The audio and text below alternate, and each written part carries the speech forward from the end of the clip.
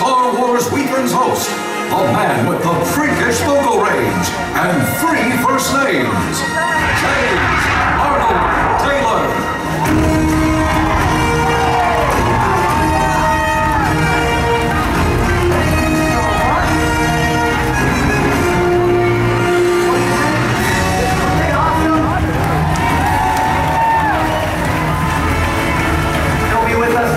Show, I guess. Oh,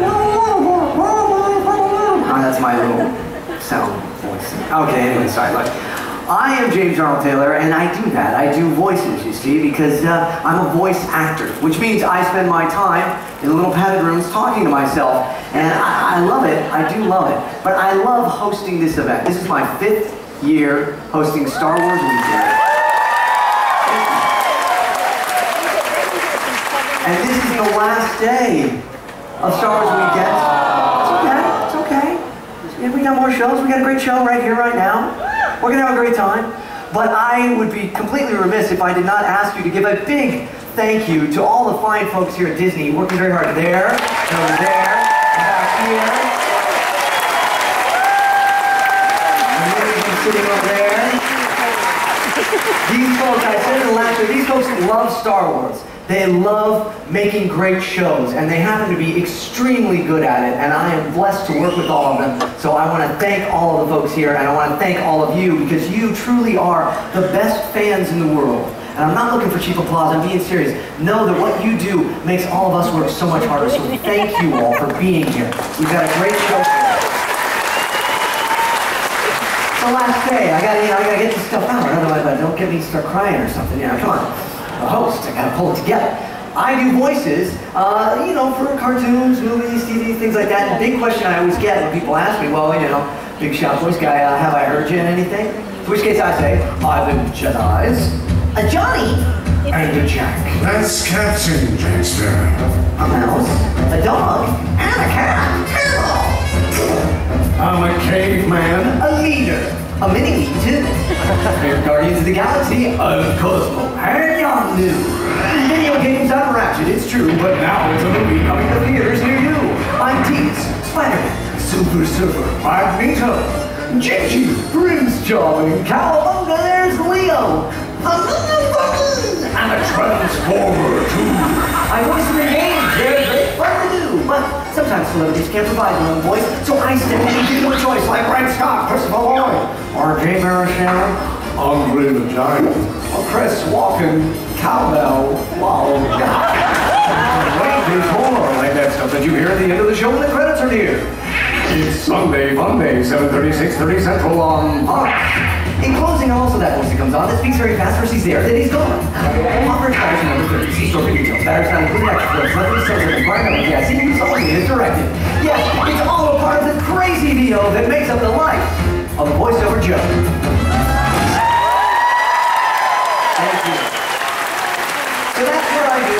Thank you very much. That's why I'm here. That's how I'm connected to the world of Star Wars, because, of course, Obi-Wan Kenobi. And in fact, I have a show called Obi-Wan and Beyond. It's playing one more time here tonight at the Theater of the Stars, 7 o'clock. I sure hope you come back and see it. It's a lot of fun. I talk about my life as a voice actor and all the crazy different adventures that I've had working with some fantastic people and a blessed career. So I hope you come back and see that, and I hope you stay for the fireworks tonight, because this is the last day of Star Wars Weekends 2015. Are we pumped for this show? Guests, a great way to end this. Fantastic Star Wars legends, but we have 2 others that wanted to say hello. Take a look at the screen.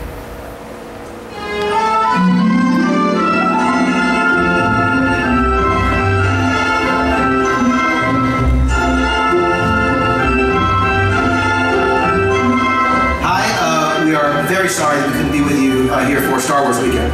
We're right in the middle of finishing the movie. Not in the middle. I mean, we're getting there. Okay, yes, he's sort of close to being done. No, you're not. Because... No, that's true. Yeah, all right. Well, obviously we can't be there with you, but we wish we could. And have a great time, and hopefully next time at Star Wars Weekend. And may the Force be with you. Indeed. Indeed, we're a little excited for December, right? December 18th? I I hope I get to do one of those trailer ones. Christmas comes early this year, you know, right? December 18th, The Force Awakens. I think we are excited about Star Wars. How many people have been waiting years for a new Star Wars movie? Well, we have got one of the folks that is in that here today, which we are very excited about. But we also have a legend in his own right, a martial arts expert, a fantastic guy. But he also plays a very bad guy, and we're going to learn about that. But before we bring him out, we're going to look at him in action. Right here, check it out.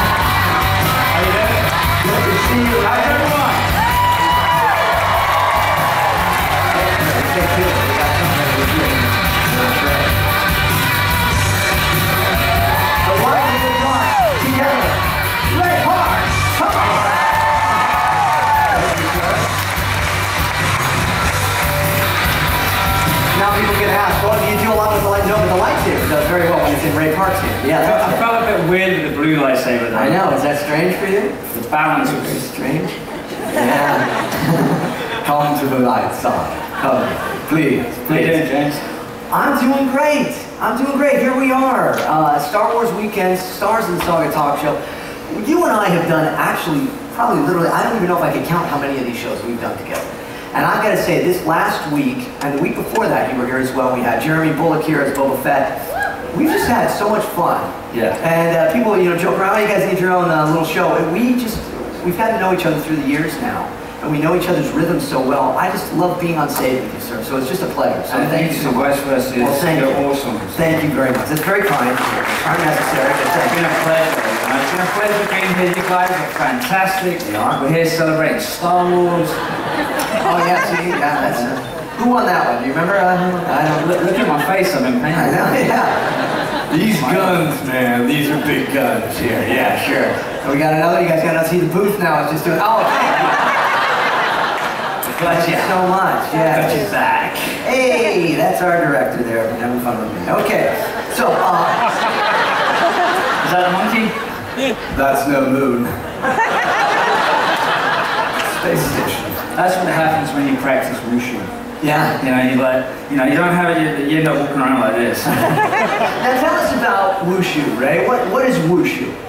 Wushu is martial arts, Chinese martial arts. Whereas, like, in my show, we talk about, the movements, the kicks, spins, kicking hands, composing. Oh man! Now I don't know if you guys saw that when he did that turn. His foot was like where his face was, and he just you can't do that. That's crazy. How long does that take? I mean, do you stretch constantly? Yeah, when I was before competing, the whole idea with a leg raise, you have to get your toes to your forehead. Really?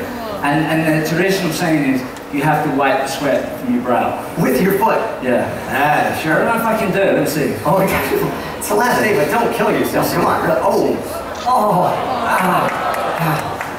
Oh.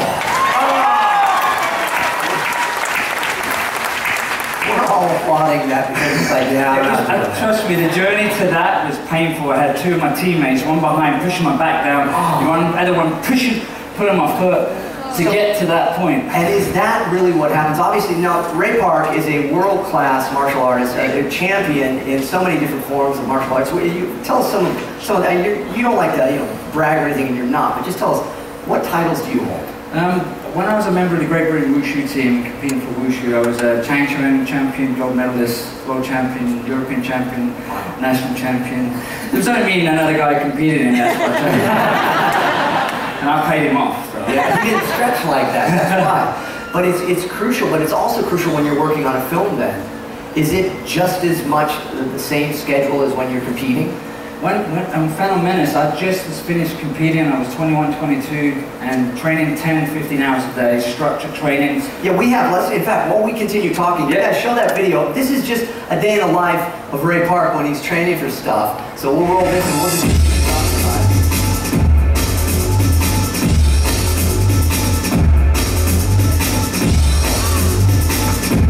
Our mics are up. Okay, so we can chat. Yeah. This is just a day at the office for Ray Park. So this is me, gymnastics, back in England, practicing some of my forms, and of course trying to get my demo reel together to get more work. You just like went off of your head. Yeah, I used to love bouncing off my head. I think that's how I got off more. And that's like what part of the Wushu stuff I do. And the costumes there are very bright to keep the attention and to show the movement of it. Exactly, yeah, very light, and then it's the more flamboyant and allows well your coloured suit shows confidence apparently to distract the other teams. Sure. And that right there, when you're sideways, the first time I saw you do that, I thought you were on wires. But you're not on wires, and you didn't know the guys that you were trying to emulate were on wires. So you taught yourself to do. See, kids, you can do anything if you apply yourself. That is amazing. Look at that. Look at him go. I didn't know about special effects. So, Phantom Menace, how much rehearsal time and just doing that, warming up, was it before you actually started shooting? We were there all day for 10, 12 hours all day, but I think a couple of months of rehearsal, coming up with the different fights, and of course once George had locked the fights, meaning like he approved it, and that's it, no more changes. Yeah. We just rehearsed it and kept on rehearsing it and perfecting it. And of course you do perfect things. The more and more you do it, you get better and better, and you have better, different ideas. And I just couldn't wait to just film the fights because we were rehearsing so much. At the time, I felt like this was one big joke. Someone was going to come out and go, pretending, you know, but if you don't fall. But they didn't do that. But you know, I couldn't believe it, you know, like, it was just, I was so amazed, I was so blown away that I was like, wow, I'm in a Star Wars movie, I grew up with Star Wars. Yeah, you were, I mean, you know, we get asked this question a lot, I get asked this question a lot, were you a Star Wars fan before Clone Wars? Yeah. You were very much a Star Wars fan before The Phantom Menace. Definitely. You grew up with it. Han Solo was a favorite? Han Solo, Empire Strikes Back, Hans. And he was cool, you know? Han. Okay. Yeah. And so you get this part, and then you're on set, and you meet George Lucas. How does that happen? I mean, what are your feelings there with him? Are you just always kind of nervous about it? I was always nervous and always very shy. 22, coming from a martial art background as well, you know, we expressed ourselves through movement and form. And thanks to Nick Gillard who called me in and heard about me from Mortal Kombat Annihilation. And Nick Gillard was the stunt coordinator for The Phantom Menace, did all that with the sword fighting and such too. When you do that, you start slow, correct? Yes. So it's very much okay, I mean, this is the only way you can actually do it with me, because I'm not going to, you know, but, so you would say, so if it's Ewan McGregor, sorry, I'm nowhere near him, but... Just say anyway, because Ewan was like great, you know, he was already, like say with anyone I'm teaching or we're starting off, everyone's always wants to go like that, but we'd start off really slow and we'd like just really enjoy it and get through the movements. And then it is just like, okay, we're going to hit here, and then here. Shoot, if I was coming over the top, eye contact. Okay, I'm watching you. Otherwise, if I don't, boom, I get hit as well. Yeah, and then you just progressively stay speeded up. Faster and faster. And I like, when I was on Heroes, TV show Heroes? You guys know Heroes? When I was doing the fight scene with Milo, you know, because you don't want to say, let's fight, you know, I just want to say, let's play, let's dance, you know, let's dance together, because it is, a fight scene is like a dance. Yeah. You rely on the other person as well, and you make each other look good. And I learned that from Ewan and Liam as well. They were fantastic, and I learned, being a martial artist, I also learned how to do it for film and use it for a character. Not just punch and kick and do fancy fast moves. You have to really play the character. It's artistry in motion, it really is, and you do it so very, very well, because this character, Darth Maul, somehow we love this guy when he's on screen, don't we? Isn't it weird how we just like, he's a bad guy, but we love Darth Maul.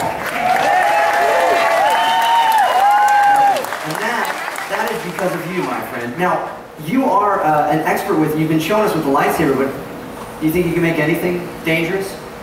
I don't know, it depends if I hurt myself. Like, what about something like that? Can you do something with this? Let's see. Yeah. All right. Notice how I'm staying on this side of the desk. Okay, I'm coming to do the plumbing. So I'm not going to. Hey, you got to block. Okay, here we go. For all your plumbing needs, call Darth. Oh, you can do the Batman thing. Get away, bacteria. Yes. Okay. How about that? A little something there, a little like Darth Maul maid service. You know what I would do with this? I'd go very flamboyant and then tickle you, make you sneeze.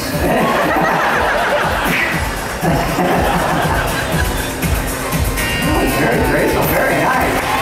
Hey, so, Greg, thank you. And we're joking around, but what about some real weapons? Because we do your show, Visit to the Mall. Yeah. And in that show, everybody see a Visit to the Mall? Anybody?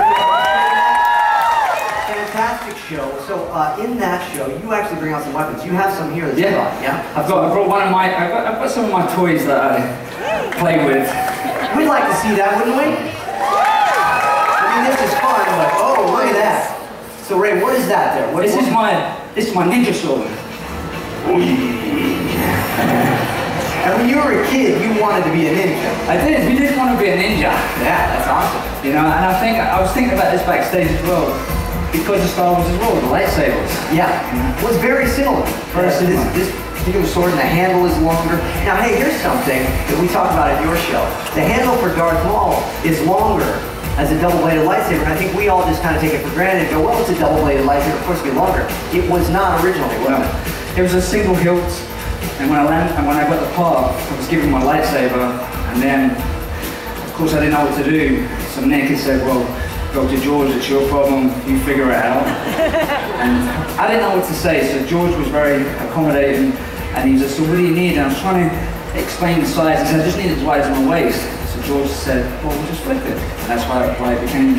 Yeah, like a mirror image of it. So when you look at it, it's actually the two different handles are just the same, it's kind of a mirror image. Yeah. And then there you go. And it's a good thing you did, otherwise you wouldn't have needed old Obi-Wan to cut you in half. You would have done it yourself, you see. So, no, I can't do Darth Maul because, you know, that's what you can do. Can I show you something else? Yeah, please do. You guys want to see something else here?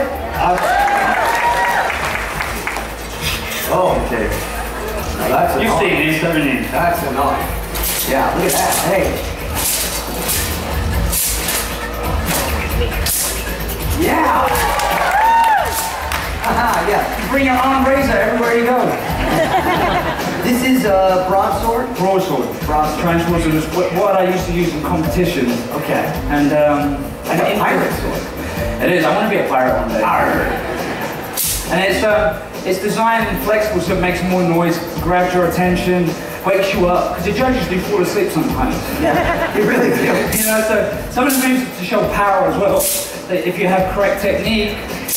Okay, do you guys hear the snapping of that? Now, I want to show you something. We do this in your show. I'm not kidding around. I'm going to try to do what he did and listen to the difference. I got nothing. I got better, but I think I also dislocated my shoulder. That is amazing. And you just go. You get used to the hip, and it's my coat, my muscle says an extension of your arm. Okay. So that is fantastic. There you go. That is fantastic. Thank you. Thank you, man. This is so good, Jake. After all these years of working with you, I finally get one little snap out of the whole thing. It doesn't feel the same. Normally I wear my pajamas and stuff. It was different wearing your shorts and t-shirts. Oh my goodness. Well, no, we're having a good time here, though. And I think that we could have even more fun if we brought out somebody else. What do you think? Please show some love for Mr. Rick. All right. Thank you.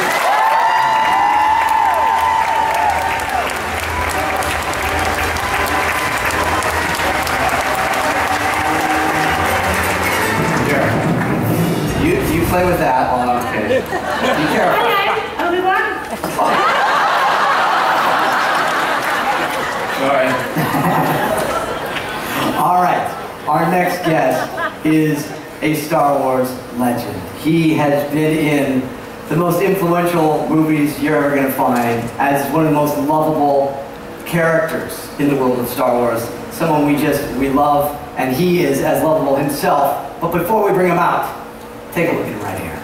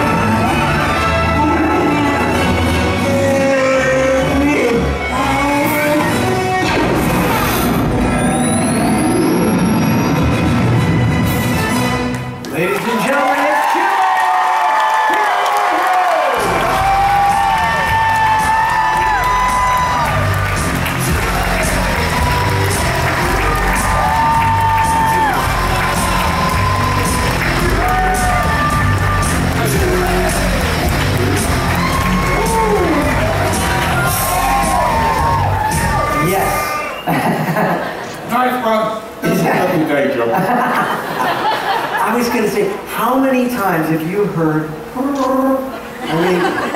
Today? So many times I've lost count. Yeah, it's non-stop.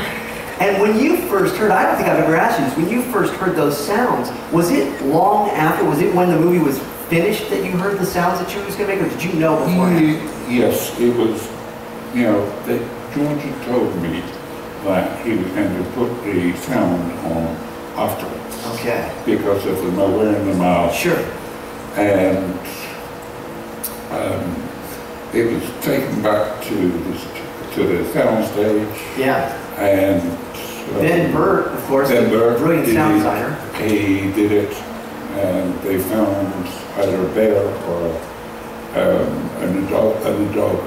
Combined the two. It's a bear and a dog most of the time, right? Yes, They're combined, yes. layered, Yeah. and I did some of them. Really? Not Yeah. many.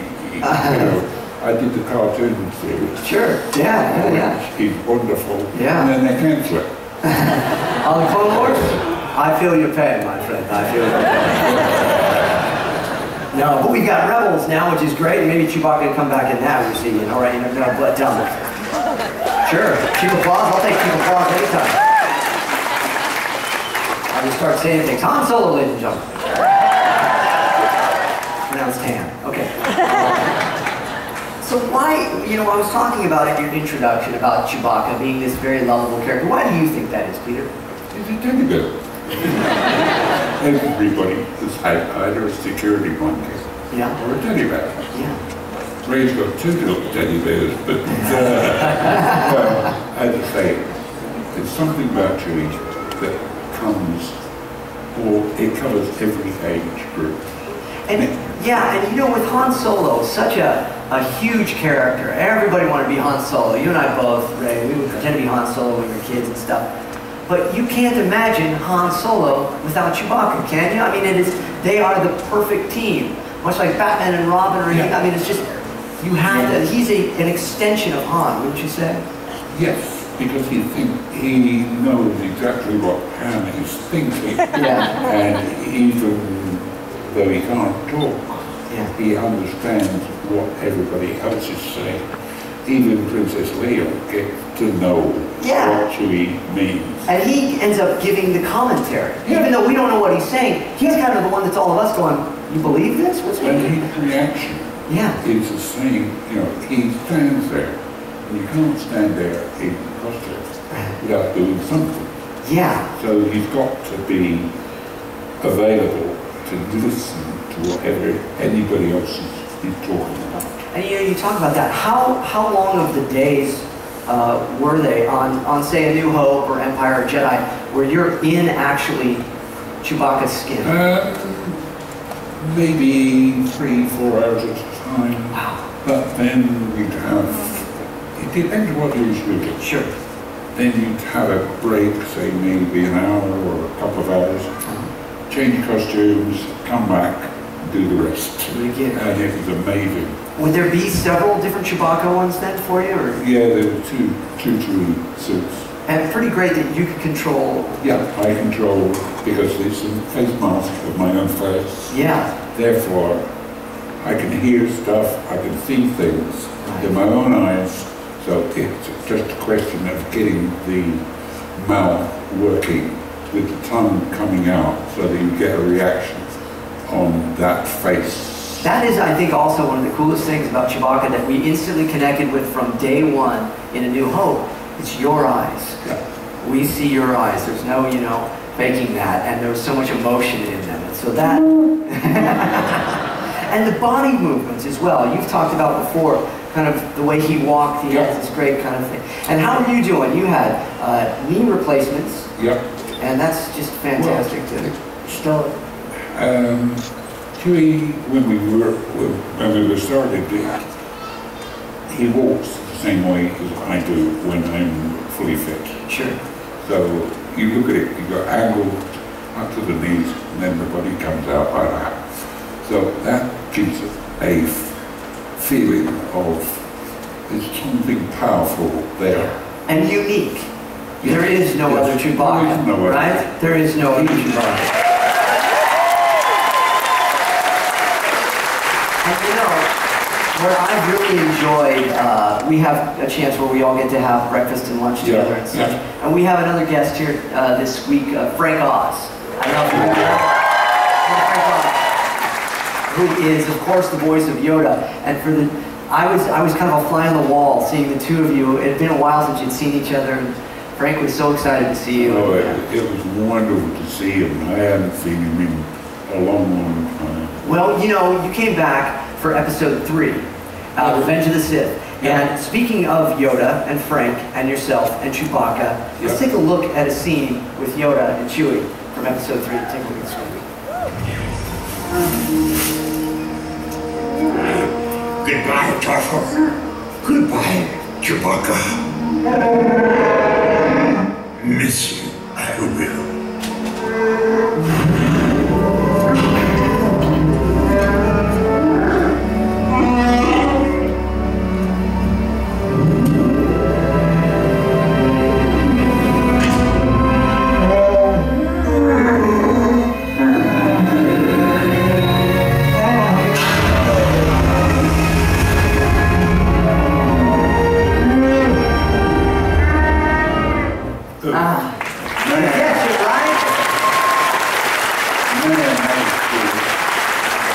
The tenderness in Yoda's voice there to Chewbacca is awesome stuff. But Chewie says so much without words. But there actually was times where Chewbacca talked. I don't know if you guys know this, and we have some behind the scenes footage of you with your voice actually. Yeah. Let's take a look at that. Let's look at this. Little man's man. You said it, Chewie. Boy, where did you dig up that old fossil? That is a great man. Yeah, great at getting us into trouble. I didn't hear you give any ideas. And Harrison Ford always joking around on the set there?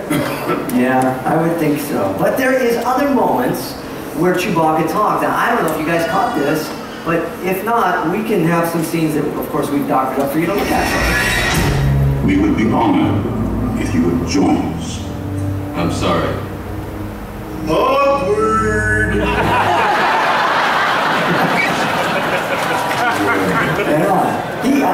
Chewbacca enjoys Lando when he's not strangling him. And I think, isn't there another one with Lando there? Sorry, am I interrupting anything? What's up, Maya? Look afterwards. But then there was one that I think we all know and love. This scene played the right way. Check it out.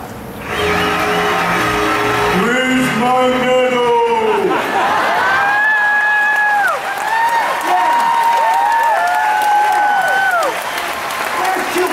Medal, right? Why didn't Chewbacca get a medal? Another one, Chewbacca. Don't you want another one, Chewbacca? Everybody say, give Chewbacca a medal. Give Chewbacca a medal. Guys, there we go. I don't know, Peter Mayhew's here. Star Wars Week is the last day. I feel he needs more than just one medal. We gotta make up for lost time, right? Come on, what else you got? There we go. Keep going. Come on. Keep going. Yeah. There you go.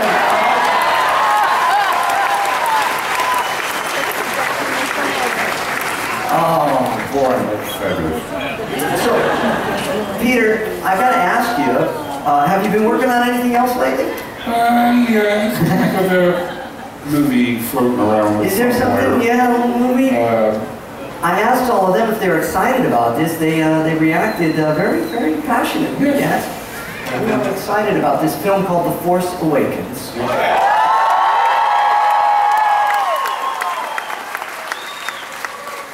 And we've talked about this throughout the week. You get a phone call saying, hey, we're going to get the band back together. And there you are, sitting in a room with all your old friends, as well as J.J. Abrams, Kathleen Kennedy, and even R2 in the corner. And so we can see all these folks here. This was the first photo. Remember, we saw this last year when it was first released. And then we got, there's everybody's names there. And this is exciting stuff, seeing all this happening and seeing all of you there. Was that a very kind of wild experience? A crazy experience, because everybody has been, they were there. We've seen them around, but not to actually get into a project like this and sort of looking at the script for the first time. You wondered how you were going to do it. And where was this at? Were you in the States here, or was this in England? This was, I believe,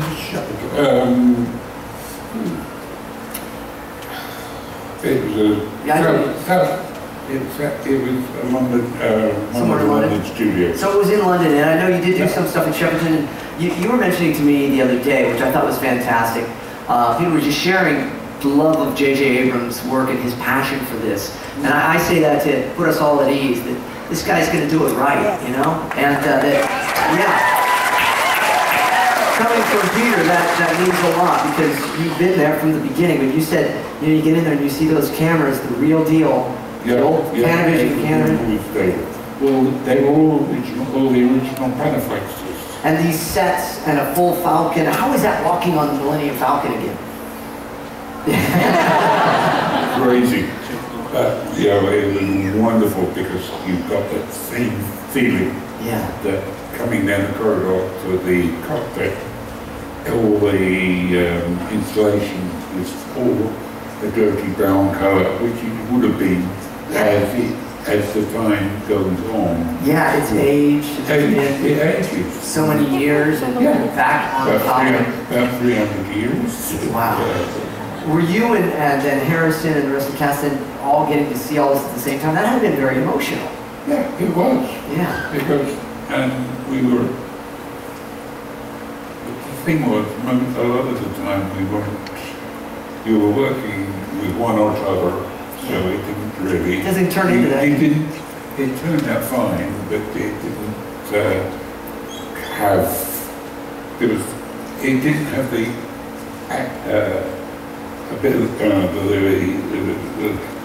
thing about it's not just going to be this emotional thing. It's like, you're just like Chewbacca. You're like, back to work, man. I got to get on the Falcon. I got to go somewhere. No, that is fantastic. Hey, there's a little trailer that's buzzing around now. I don't know if everybody's seen it. Now, here's something really funny. We have looked at the trailer here, because there's nothing like watching this trailer and being excited about it, except if you're watching it with Peter Mayhew.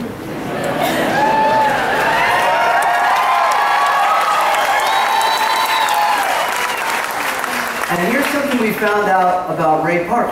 Ray had desperately been trying to see this trailer. The first time he saw it was on this stage on Friday with Peter Mayhew. Larger than life. Ray, what were your feelings about that? It was unbelievable. I'm a kid again. It goes back to when I was 7, 8, 9, 10, 11. It was phenomenal to be here sitting on stage with you guys and you guys as well. So. Well, I think since it's the last day, we got to do it again, right? You want to see the trailer for The Force Awakens with Peter Mayhew?